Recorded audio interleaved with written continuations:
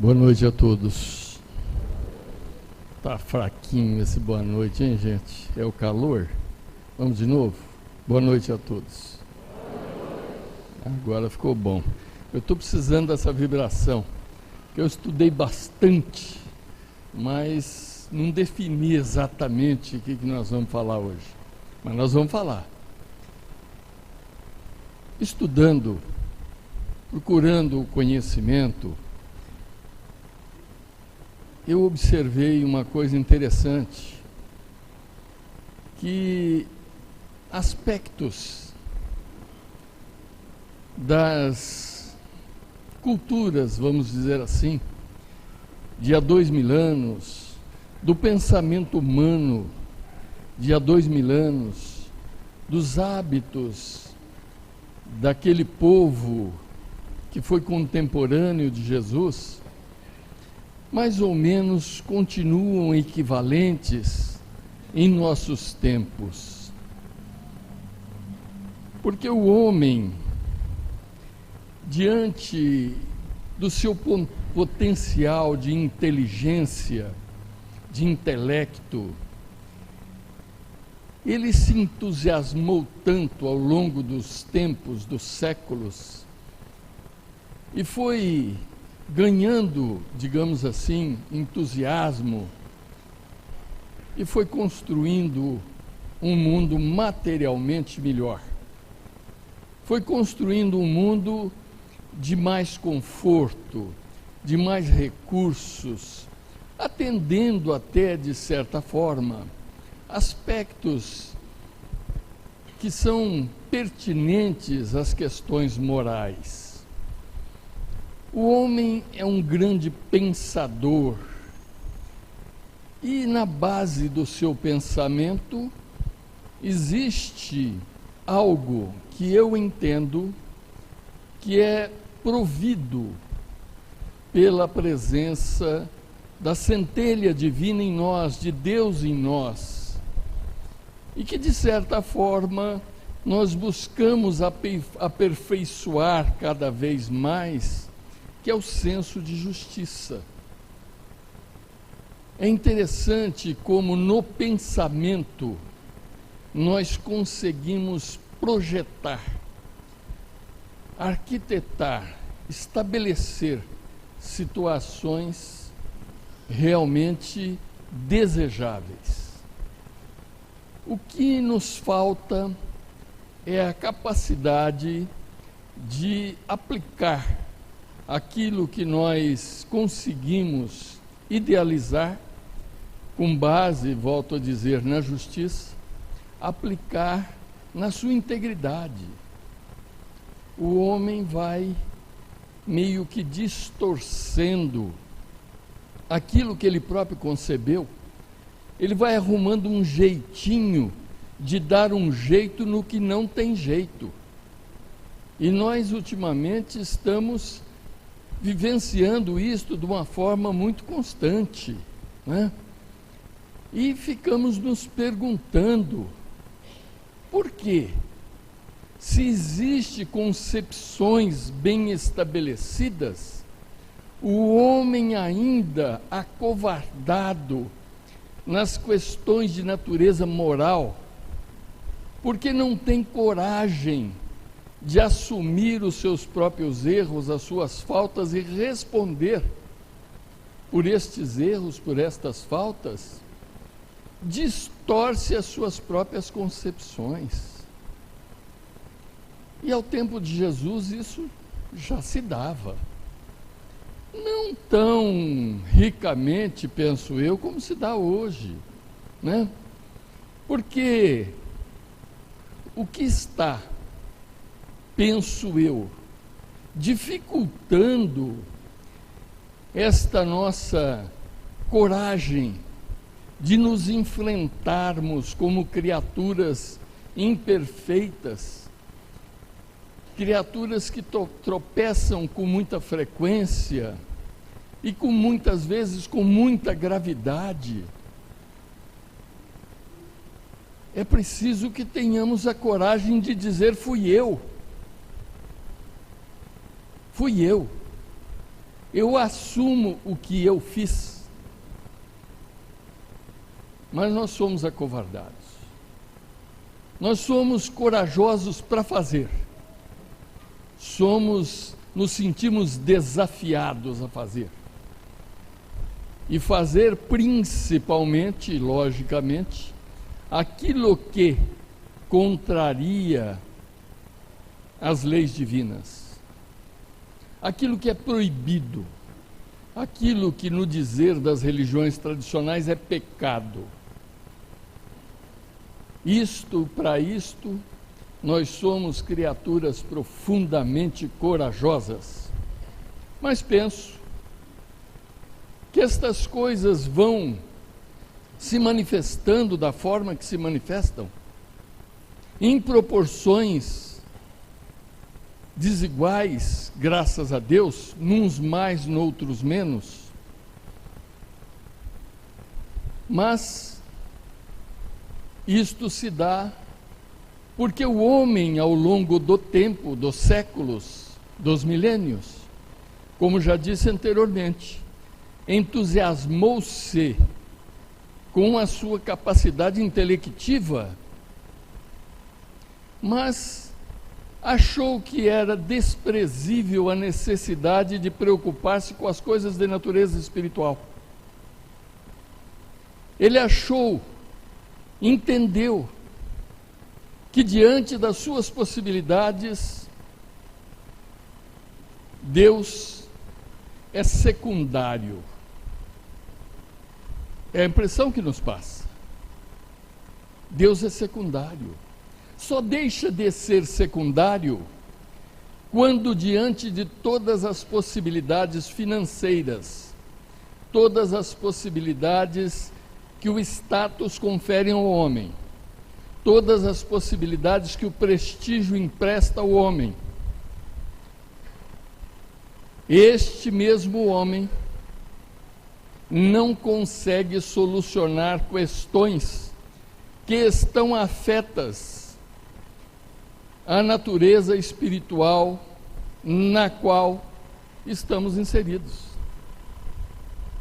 Ele tem uma doença muito grave. O dinheiro não resolve e ele vai sentir-se impotente e perceber a sua pequenez. Mas, muitas vezes, isto se dá tardiamente.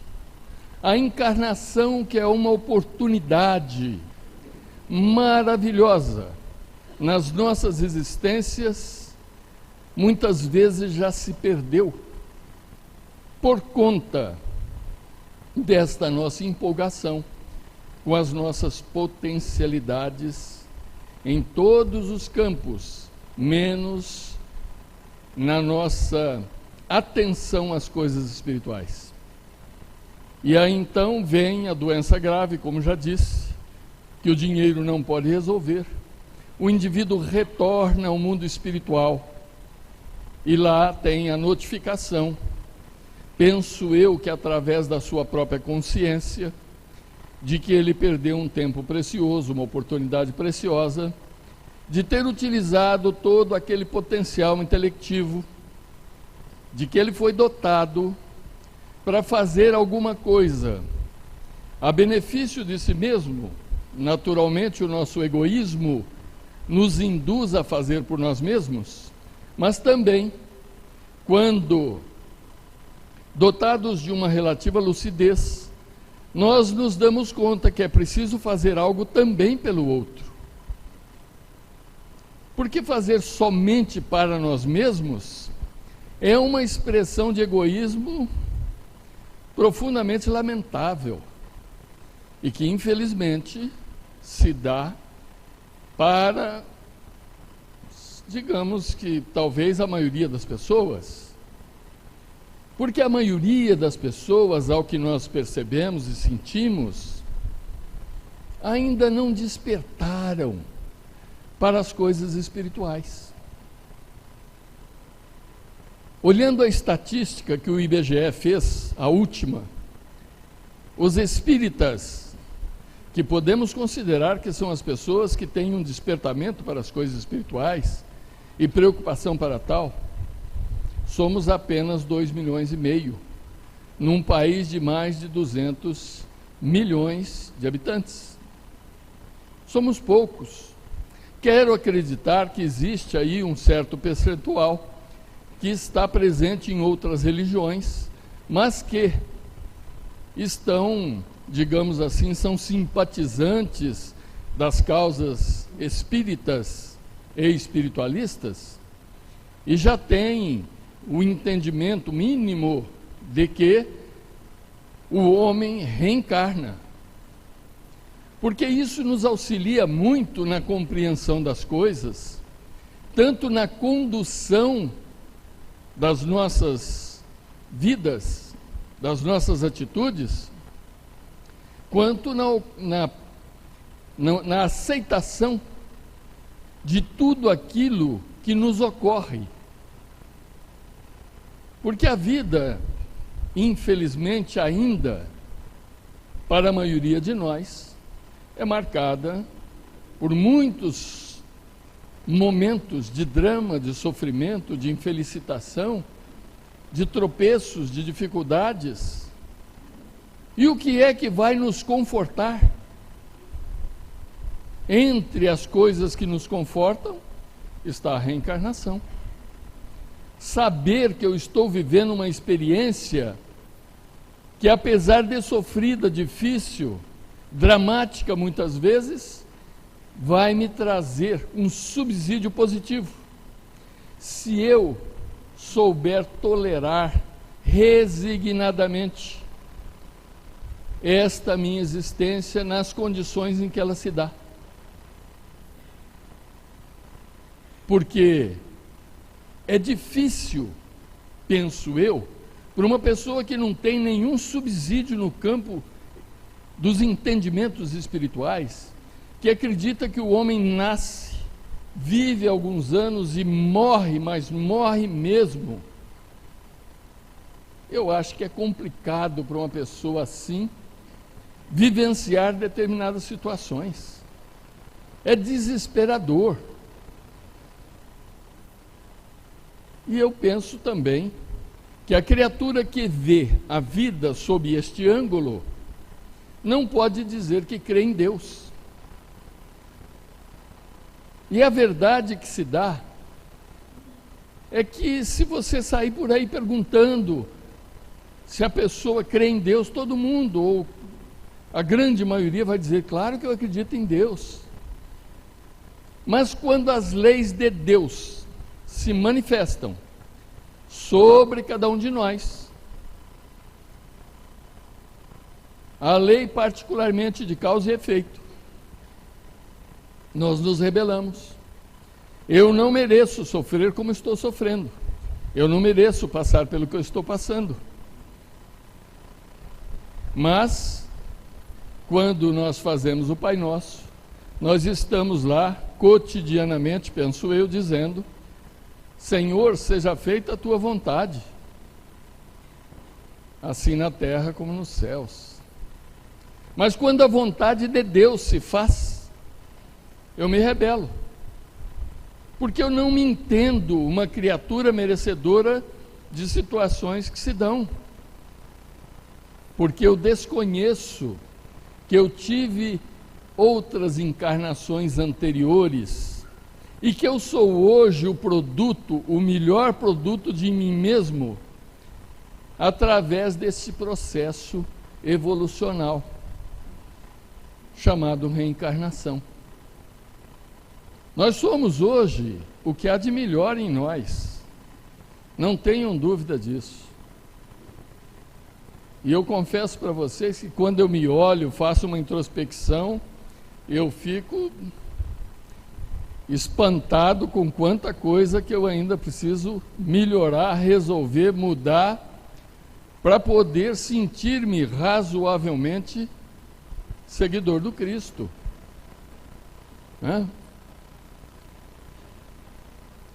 Tem uma passagem do Evangelho que diz assim: bem profetizou de vós Elias quando disse: esse povo me honra com os lábios, mas o seu coração está longe de mim. Há 2000 anos, Jesus, usando uma afirmativa de Elias, falava disso. E nós, meus irmãos, minhas irmãs, penso que ainda estamos nesta condição de verbalizar o nosso amor ao Cristo ou pelo Cristo, por Jesus, mas o nosso coraçãozinho não tem compromisso com Ele. Por quê? Eu costumo dizer, no meu entendimento, por favor me perdoem se vocês não veem desta maneira, que o pecado, chamado pecado original da criatura humana, chama-se egoísmo. Esse é o nosso pecado original. Porque não pode existir pecado original segundo os conceitos que estão por aí desde muitos séculos. A criatura não pode ter uma única existência e já nascer maculado. Isto é inconcebível e inaceitável. Mas o que vem nos acompanhando desde os princípios da nossa existência, quando iniciamos uma existência como criaturas simples e ignorantes, isso está no Livro dos Espíritos, o que marca esse início da nossa caminhada é o egoísmo, um mal necessário para a nossa autopreservação.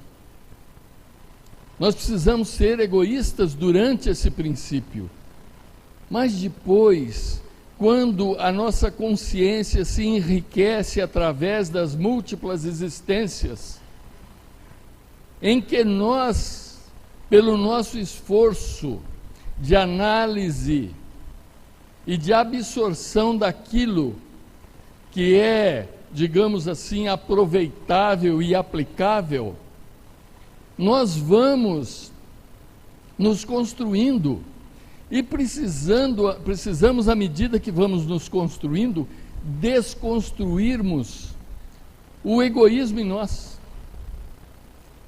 Porque a sabedoria divina é tão maravilhosamente aplicada que estabeleceu uma condição para o homem da qual ele não consegue libertar-se. O homem é um ser gregário, ou seja, nós precisamos conviver uns com os outros. E nos sentimos impelidos a constituir família. E quando nós constituímos família, nós estabelecemos uma sociedade, por assim dizer, fundamentalmente necessária para que nós possamos desenvolver o princípio divino, que é o Pai em nós, que é o amor em nós. Ele está aqui. Desde que eu iniciei, desde que eu nasci como espírito, o Pai está em mim, aguardando que eu saia desta obscuridade, desta escuridão que é manifestada pela minha ignorância, para que a luz que é o Pai em mim possa brilhar cada vez mais e intensamente. Então nós vamos nos sentir impelidos a constituirmos família. E que coisa maravilhosa é a família, porque a família nos convida a amar. E começando a manifestação do amor no seio da família, daqui a pouco vêm os agregados, nós teremos que amá-los também. Outras pessoas vão agregar-se ao nosso núcleo familiar e nós vamos amá-los. E este amor vai se estender por todos aqueles com os quais nos relacionamos. Só que pela lei de causa e efeito, toda falha cometida deverá ser corrigida.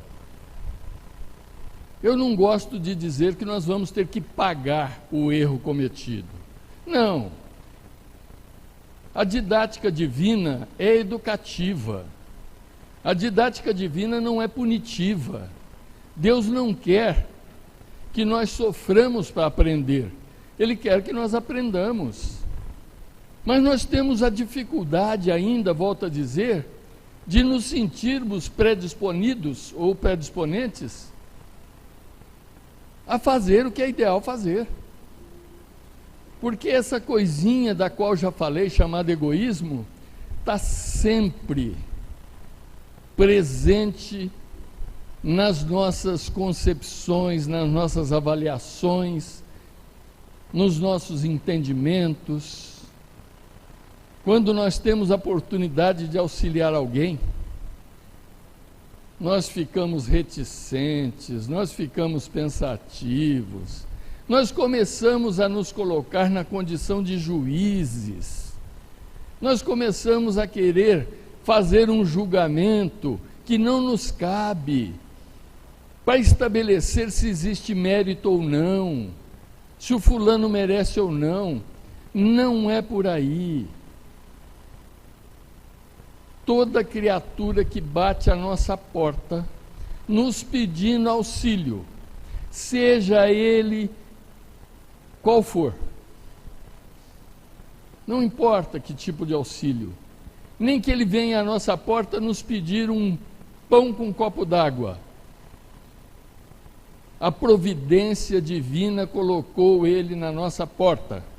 Não tenham dúvida disso. E se eu virar as costas? Eu estou virando as costas à providência divina ou aos bons espíritos que, em nome de Jesus, em nome de Deus, encaminharam aquela criatura para me solicitar auxílio. Então, meus irmãos, bendita a doutrina espírita, bendito o Consolador prometido por Jesus, que veio nos trazer os subsídios fundamentalmente necessários para que nós possamos começar a fazer um esforço de compreensão e, através deste esforço, nós conseguirmos transformar o homem velho, cheio de manias e defeitos, num homem novo, um homem com concepções novas e entendimentos novos. Vivemos tempos revolucionários, estamos insatisfeitos com as coisas que estão aí estabelecidas, e haverá certamente uma séria mudança, mas esta mudança não vai se dar da noite para o dia. E nos planos de Deus, tudo está programado. Nada está acontecendo por mero acaso.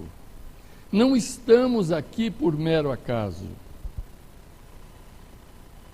Existe uma informação interessante, que eu já falei aqui numa palestra anterior, mas já faz algum tempo, e que eu acho que ilustra a ação de Deus em relação a nós.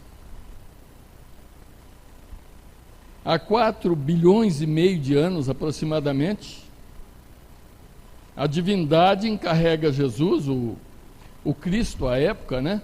Jesus há 2000 anos, de construir esta escola de evolução. E juntamente com uma pleiade imensa de espíritos altamente competentes, Jesus construiu o orbe terrestre, para que nós pudéssemos estar aqui, vivendo todas estas experiências que temos vivido.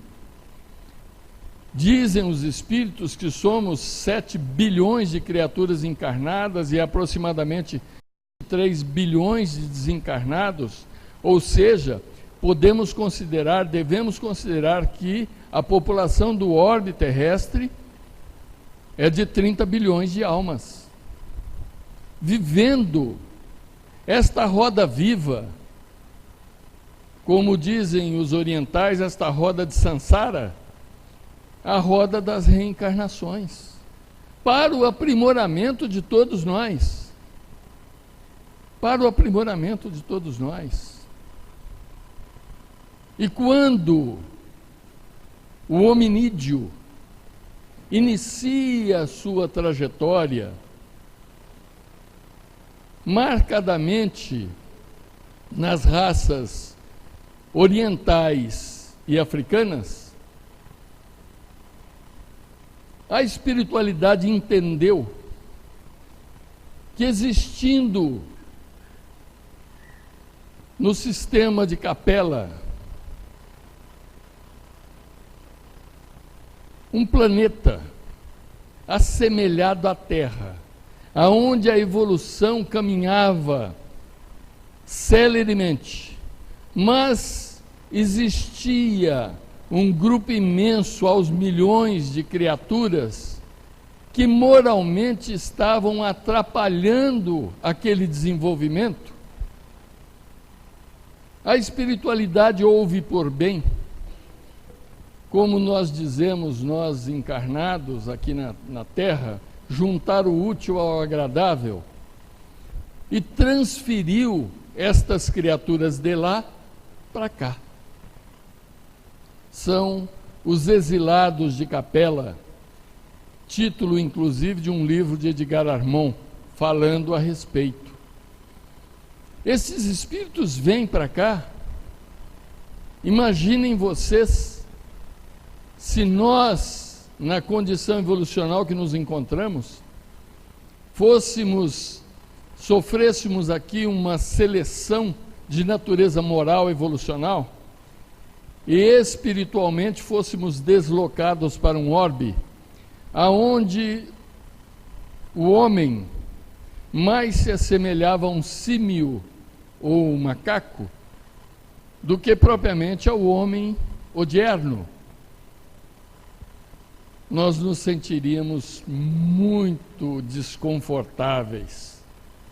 Vocês já pensaram reencarnar numa criatura que mais parece um macaco? Foi o que aconteceu com os capelinos. E isto deu-se num período em que existia um continente há muito desaparecido, e ainda hoje discutível a presença ou não desse continente, a Lemúria. Mas diz Emmanuel que existiu, e que esta leva de espíritos começa a encarnar-se numa região chamada Meseta do Pamir, na Mongólia, e dirige-se para o continente lemuriano, onde as condições evolucionais ainda, como já disse, eram precárias. Mas eles são uma alavanca de progresso extraordinário, porque traziam no íntimo, no seu cabedal de conhecimento, experiências extraordinárias e fundamentalmente importantes. São eles os ascendentes das raças brancas que vieram posteriormente. Após o cataclismo que desaparece com a Lemúria, eles migram, estes espíritos, juntamente com os nativos do orbe terrestre, migram para uma nova experiência na Atlântida. Diz Emmanuel que esse ciclo evolucional tem um período de 260 mil anos, 64 mil anos, que antecede o início da manifestação da vida nas suas organizações. São período de 64 mil anos preparatório. Depois temos ciclos de 28 mil anos. A Atlântida viveu um ciclo de 28 mil anos. Posteriormente, os lemurianos anteriormente, 28 mil anos, a Atlântida, 28 mil anos. E nós, que somos, a bem da verdade, a quinta raça, já que houveram duas que antecederam a raça lemuriana e a Atlântida, nós somos a quinta. E nós estamos vivendo, segundo Emmanuel, o fim de um ciclo de 28 mil anos. Então, a divindade, o mundo espiritual, tem uma programação dentro da qual nós nos encontramos para que possamos resolver as nossas questões íntimas no sentido de nos adequarmos às leis divinas e vivê-las com harmonia. Este é o nosso desafio. É o desafio de chegarmos à perfeição. Lógico que é a perfeição suprema, não.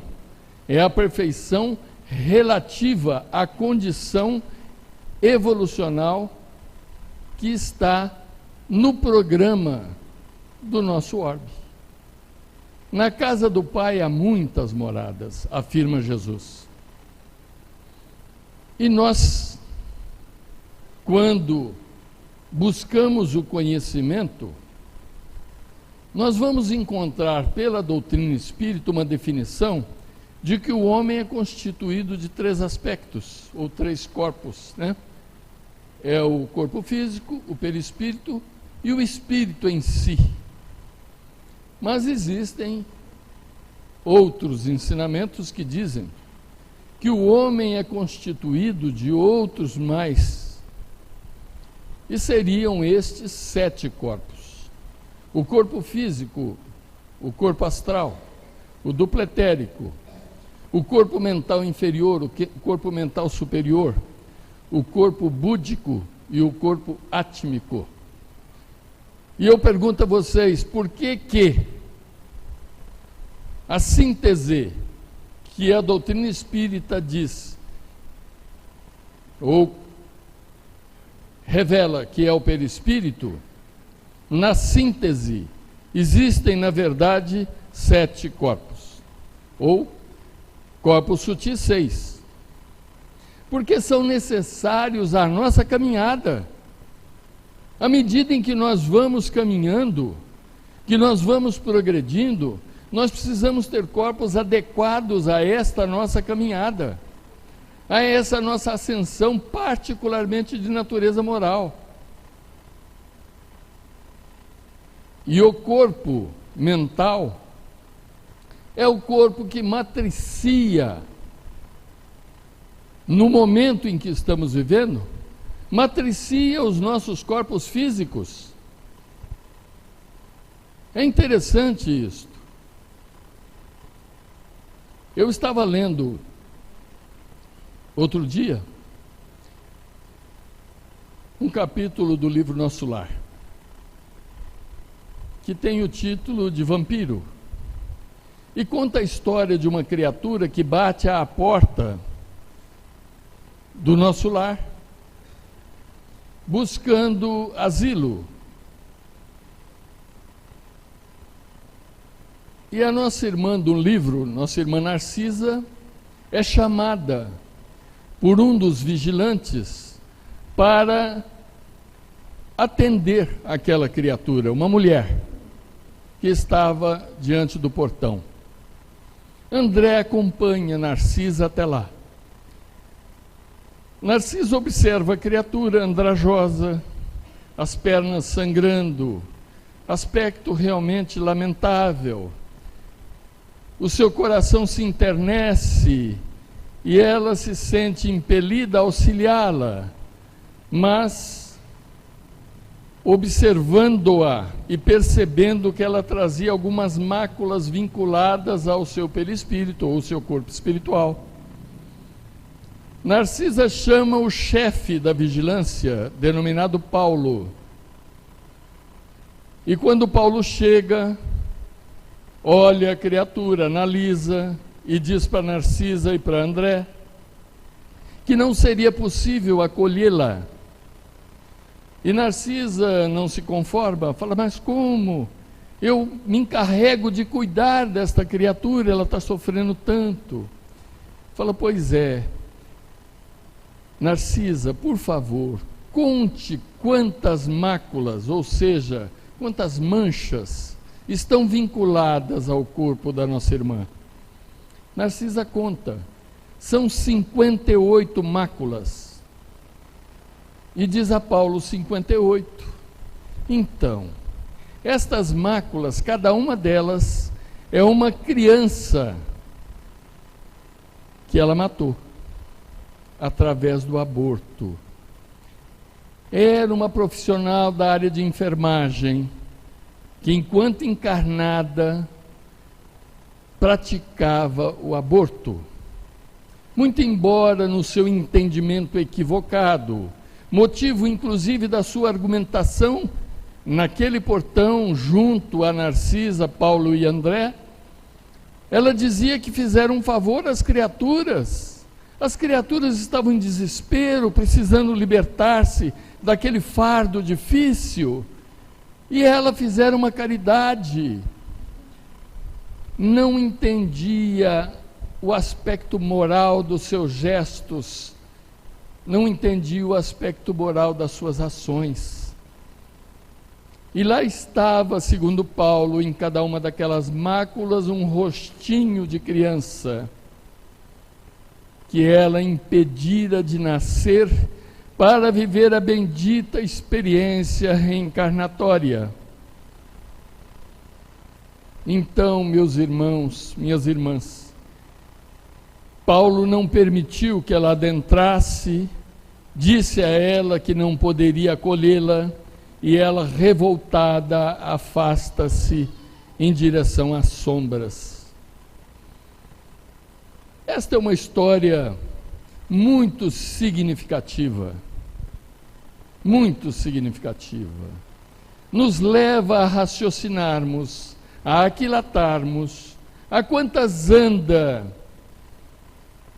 os reflexos de natureza sutil impressos em nosso perispírito, em nosso campo mental, em nosso corpo mental.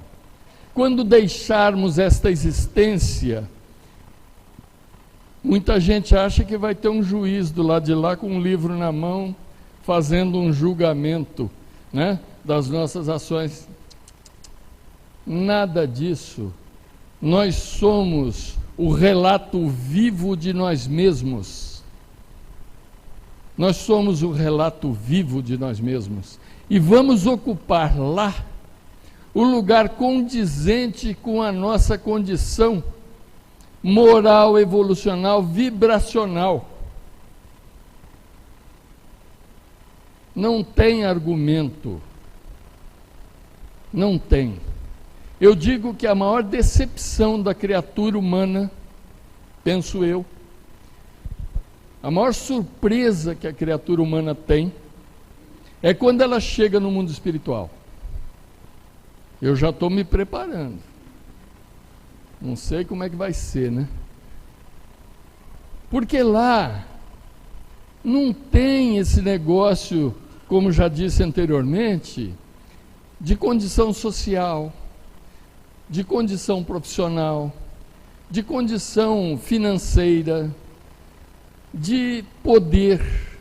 Não tem nada disso. É você nu e cru. É você diante de si mesmo. É você refletindo a sua realidade. Não tão grave como a personagem do livro Nosso Lar, naturalmente. Mas não tem jeito. Não tem jeito. Quando Cristo diz: brilhe a vossa luz, vocês podem imaginar o que vocês quiserem, mas a luz que ele pede que brilhe é a luz espiritual. Essa é a luz que ele pede para brilhar. Nós precisamos agir, conceber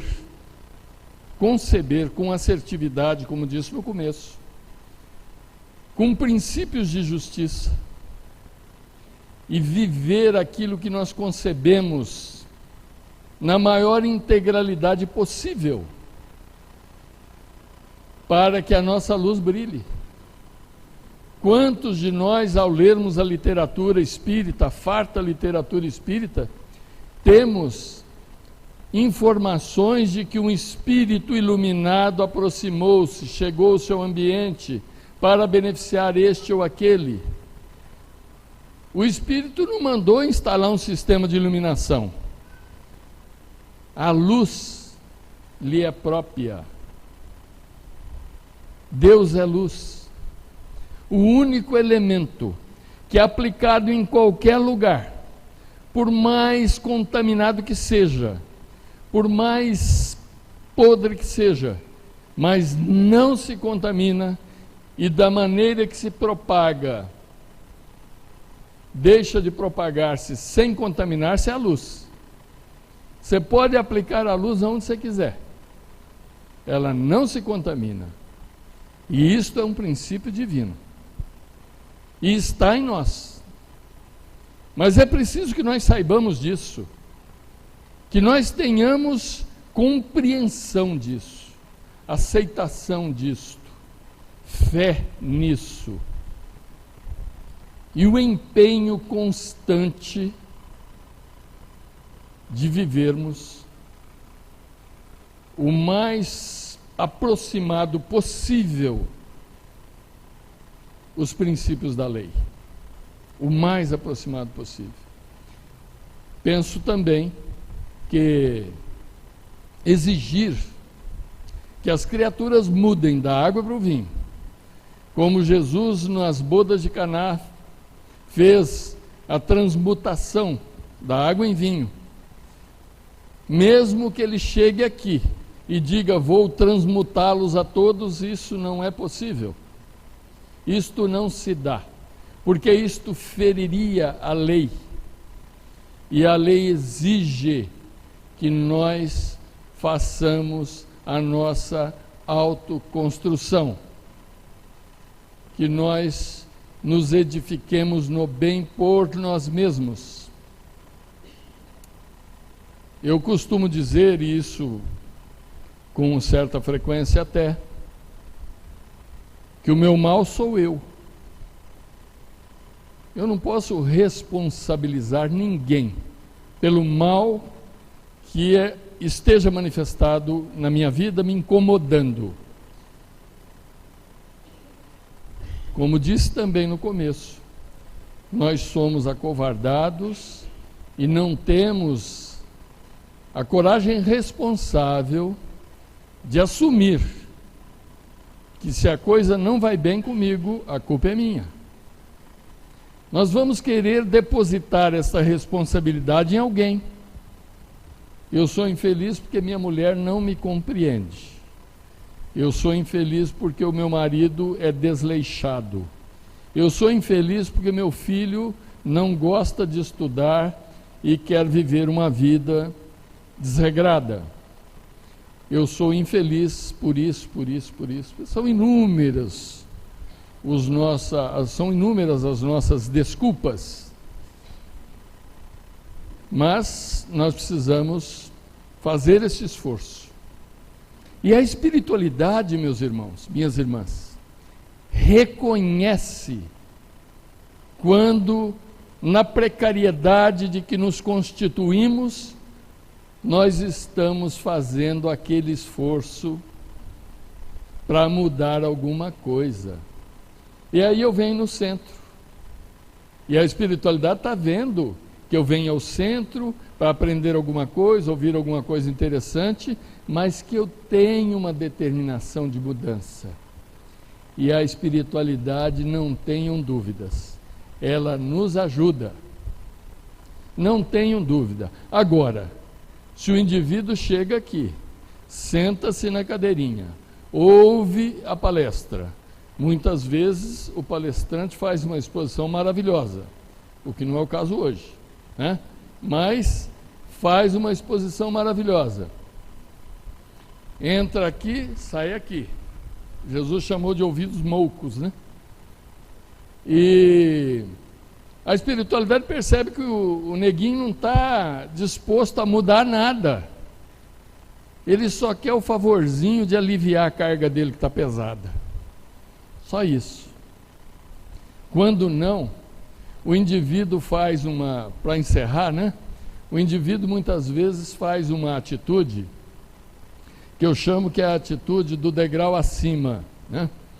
Ele chega no fim do ano, por exemplo, ele compra uma cesta básica e dá para alguém. Aquilo não está nele, está num degrauzinho acima, que não é ele. É uma atitude extemporânea, é uma atitude que não está nele. Que valor tem isso? Né? Quase nulo. Vai favorecer alguém 15 dias, um mês e pronto. E ele acha que negociou com Deus, né? Papai do céu agora vai me ajudar, deu uma cestinha básica. Não é assim.